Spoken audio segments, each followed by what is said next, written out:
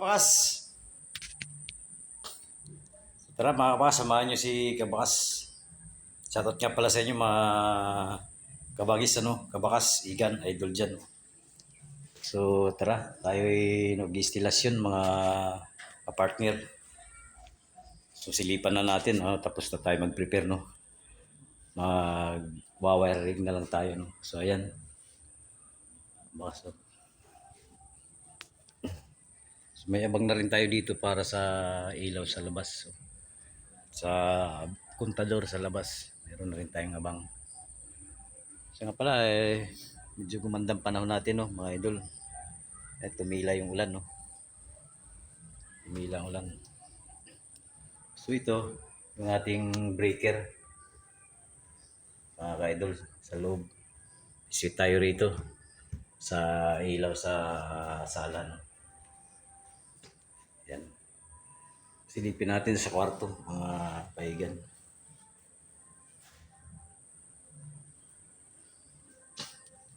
So ito, may dito yung ating sa likod tayo naglagay ng para di na tayo hukay sa dito to sa outlet to. So i-plaster pa natin mamaya lang. Meron abang na rin tayo sa ilaw. Yan. So dito naman yung ating sa likod. Abang sa yan mga idol, sa switch saka switch yan dito sa ating sala. Saka outlet, Ayan, so dyan, may abang na rin tayo dyan sa ilaw. Wala pa nga lang tayong kabitan ng bukilya, Diretso dyan. Ayan. So dito tayo sa kabilang kwarto, mga higan. So may abang na rin tayo sa ilaw. May tayo ng bukilya. Ayan. Ito yung ating diretso rito. Yung ating outlet sa kwarto, Outlet. So magandang panahon ngayon mga kaigan, So ayan. Yung mga nakakaintindi dyan sa ilaw, comment lang tayo sa pag-instalasyon, yung ating mga talagang technician, mga tropa, kung okay ba sa inyo na ito o may masasabi pa kayong karagdagan na kung mapaganda natin ang ating instalasyon, yung mga partner. So ito ating kusina. So ito may abang na rin tayo dito. Bali switch to, tsaka outlet, Ayan. So ito yung ating abang na rin natin to sa ilaw. Bukilya. Yan. So ito hindi muna natin to binaon, bagya lang. Kasi pipinis pa tayo dito. Finishing pa tayo ang palitada, Hindi pa nakapinis yan. So mag-aabang pa rin ako dito ng ilaw sa labas. Yan, meron tayong nakahandang bukilya. Ilaw. Ayan, So, panay ang ulan pa rin dito. Tingnan mo, puno pa yung puso negro natin. Ito naman tayo sa suite nito sa CR, Silipan naman natin dito sa ating CR. So, mayroon na tayong abang. Ilaw. Ito naman, outlet sa ilaw naman to. Ayan. CR natin. Wala pang baul. CR. So, ayan. Silipan na natin. Comment tayo dyan, mga nakakaintindi ng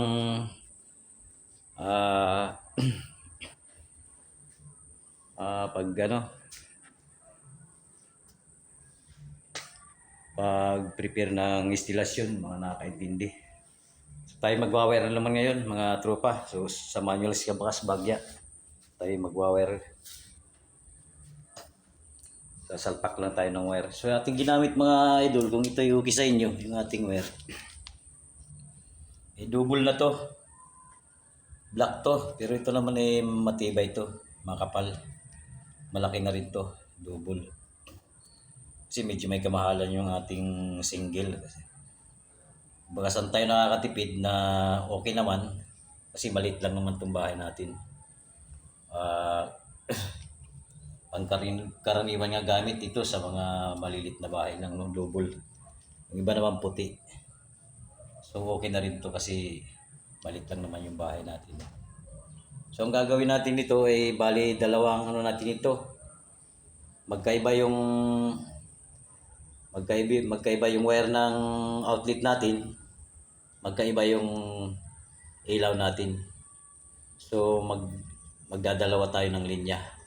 Magkabukod para mas sip pa. Kasi pag dito natin ilagay lahat sa isang wire lang,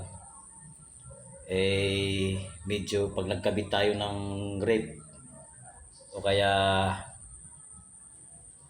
mga appliances marami, pwedeng magkaroon tayo ng problema, madaling magkaroon ng problema. Kaya mas sip tayo. Paghiwalayin na natin yung wire ng outlet naman ng ilaw. So kahit kompleto tayo ng mga appliances, walang problema. Garantisado pa rin yung ating linya, no? Mas safe. Kumbaga nakakatipid pa rin tayo kahit na magkahiwalay. Kumpara dun sa pinagsama mo na ilaw, outlet sa wire na single lang kasi dudubluhin mo pa. Medyo mahal pa rin. Tayo malit lang naman ng bahay. So ito ang ating ginamit na wire lang. Ating ginamit na wire to. So magdadalaw tayo ng ilaw. Magkabukod yung outlet saka ilaw. Prepare natin, no. Tara. Tayo mag-cut na ng wire. Mag-prepare tayo. Shoutout muna sa inyo sa mga nakakaintindi ng pag-instalasyon dyan. So, saludo ko sa inyo sa mga nakakaintindi. Sa mga konting oras gawin lang nating 30 minutes yung ating video. Ka-idol, no?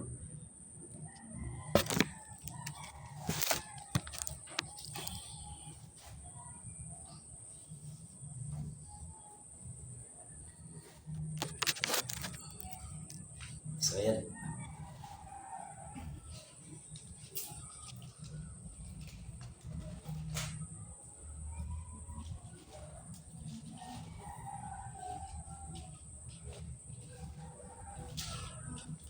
So, ito ang ginagawa ay double na to.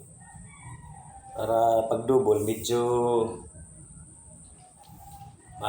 mas hindi nakakalito, tsaka mas malinis tingnan, madali pasok yung ating wire.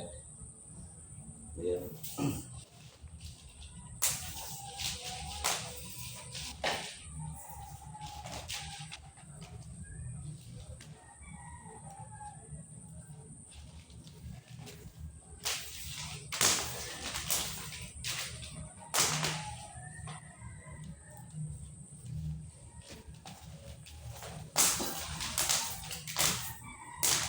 So ikakat natin diretso na hanggang sa dulo sa may CR natin para diretsuhan lang yung ating cut.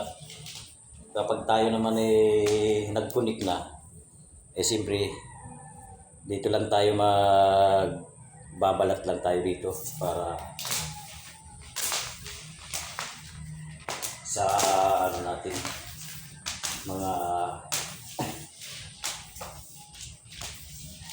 lugtungan, no?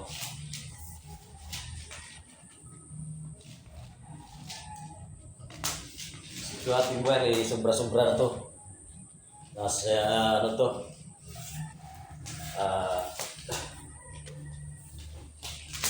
40 meters to yung ating wire.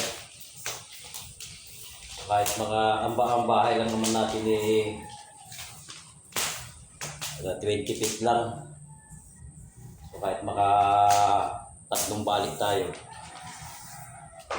ay sobra-sobra yung ating wire at mga tatlong balik tayo.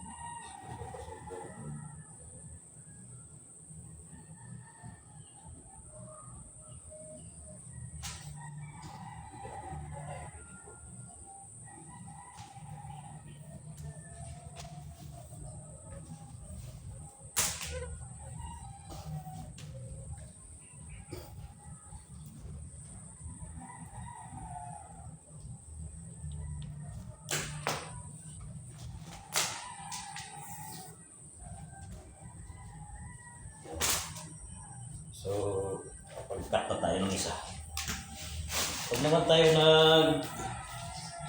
naglagay na ng wire sa ating flexible hose, so maglalagay lang tayo ng tagging para hindi tayo malito. So, halimbawa, kasi pares lang yung wire natin, halimbawa, maglagay tayo ng magkabukod kasi yung ilaw natin, linya ng ilaw at saka yung outlet, no. So yung kung halimbawa para sa outlet, lagyan natin ng tagging para di tayo malito. Yung para sa ilaw, wag na, para pag tayo nag-connect na sa outlet natin, madali natin mahahanap, di tayo malilito. Yung may tagging agad yung ating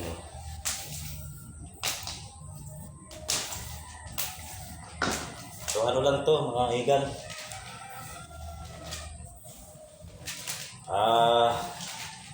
Ang circuit breaker natin, ang breaker natin ay 20 amperes lang.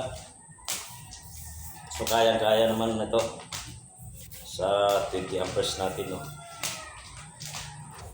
So magkakaroon to ng pagkakaiba kasi yung 20 amperes natin, dalawa yung ating switch. Dalawa, left and right. So yung isa pwede natin i-connect sa itong ilaw natin, pwede sa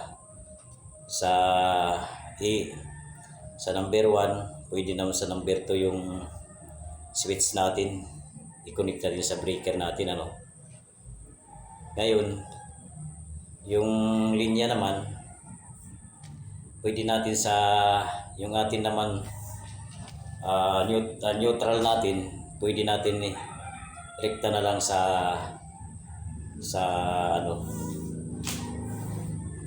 line na, rekta natin sa labi neutral natin. So yung ating line, pwede natin yan na magkasama lang yung line natin sa breaker natin, dalawa yung isang salpak lang. So sabay yan, pag binaba mo sabay yan, off on, sabay yan. Pero pag inalis mo yung takip na kulay blue, dalawa yan. So doon tayo kukuha tag-isa sa kanila. Ngayon magkakaroon siya ng pagkakaiba. Halimbawa, pag nagkaroon ng problem yung sa ilaw natin, sa outlet namin, may power pa. Magkaroon man ng problema sa ating outlet, maapektuhan lang doon outlet. Yung power natin, ilaw natin, buhay pa rin yun. Kumbaga hindi sila magkasabay. Papakita din natin mamaya yung ating sa ating breaker, no? Sa ating pag connect natin mamaya sa breaker natin, no?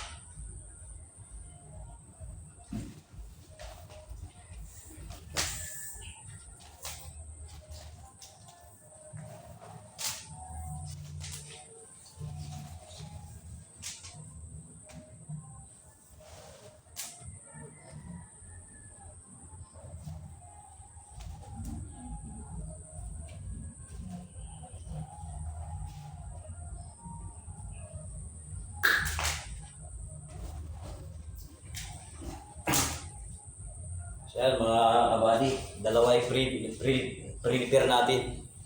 So yung sa ilaw at sa outlet natin, no. So halimbawa ito outlet natin, maglalagay lang tayo ng tagging para tandaan, no. So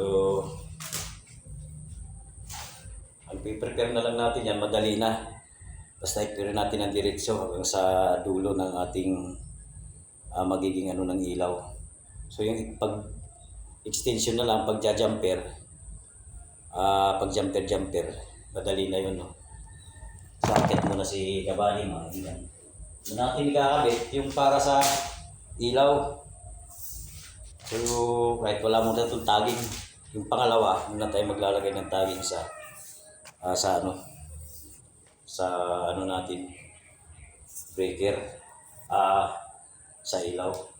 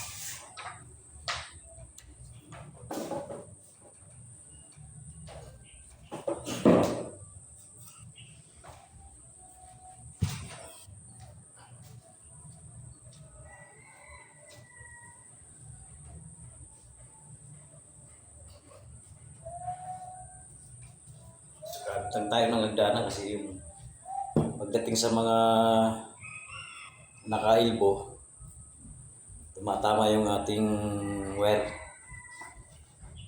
So, mas madali kung gagamitan natin ng ano, tile wire, no?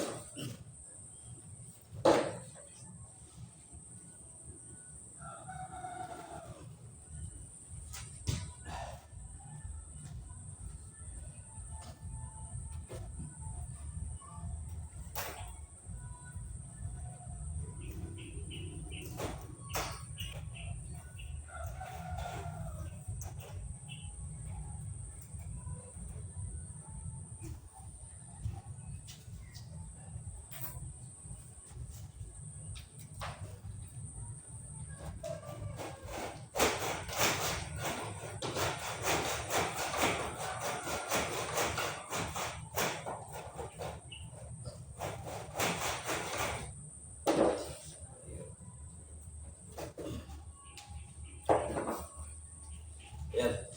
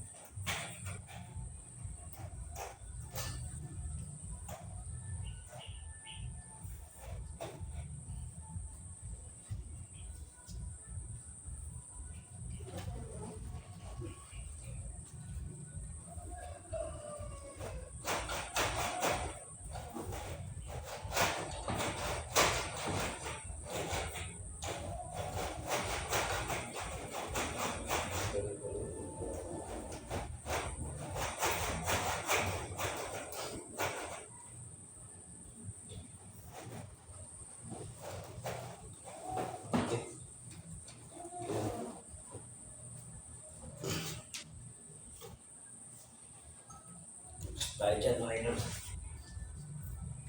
Right, so hanggang dito na lang ating video. Megan, so isa na ay ano na natin, no? Isa na lang yung ating i-prepare. So pakita na lang natin at mamaya kung tayo ay finish na, silipan ulit natin. At yung pag-prepare natin sa breaker, no? Right, thank you. Bye-bye. Pag-share natin video mga kabakas para pakipalo na rin si kabakas. Palambing si kabakas mga idol. Bye-bye. God bless, God bless.